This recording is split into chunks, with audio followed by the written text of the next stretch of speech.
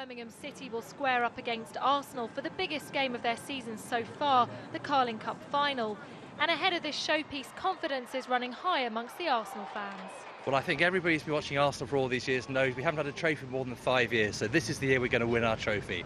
If we can't beat Birmingham, there's a real problem. You know, it's the first time for a long time we've been in a final, and we need a trophy, so yeah, we've got to win it. They are a physical side, and they'll obviously give their all to win.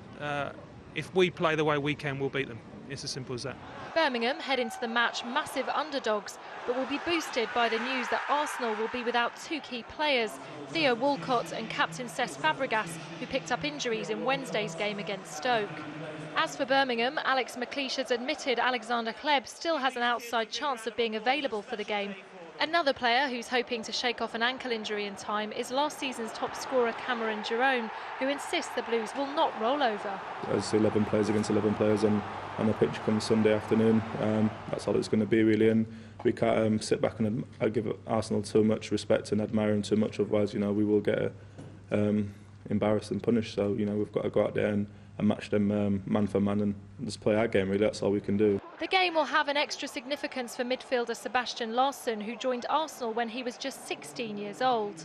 I think it's the best football education I could have had, so I'll always be grateful for that, and I always want Arsenal to win and do well, so apart from when they play us.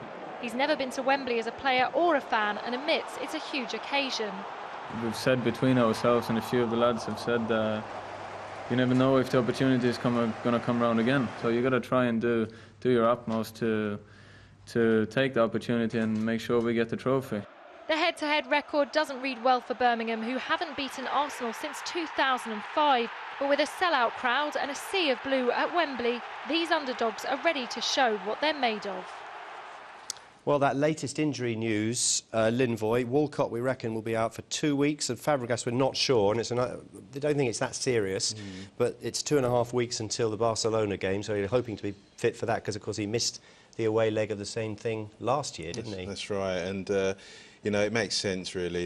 Obviously, it's a big game this weekend for them, but more importantly, they need to be ready for which will be an even bigger game for them in a couple of weeks. So, Walcott has got to be looking to get fit for that one. Obviously, last night's game was very important. Fabregas has gone on Twitter today saying he'll do anything to play on Sunday, but his hopes have been dashed this evening. Which was the more important game, Sunday or last night? Probably in his mind, Sunday, because he'd want to be captain. If they win it, he wants to be holding the trophy when they go up. But, obviously he's going to miss that. And I think as well, because of the problems he's had in the past with his hamstring, they can't take a risk for one game, knowing that the long-term damage could be a lot worse. Do you give Birmingham much of a chance? Yeah, I think in the final, they're going there with no pressure. No one's really expecting them to win. They're not really a team renowned for scoring lots of goals, so they can play with a bit of freedom and, hopefully not freeze and enjoy the occasion and make a game of it. Not just the Carling Cup, of course, at the weekend. There's a full Premier League fixture list, virtually, coming up over the next few days. 5 games on Saturday. Villa at home to Blackburn Rovers. Everton play Sunderland. Bolton are at Newcastle.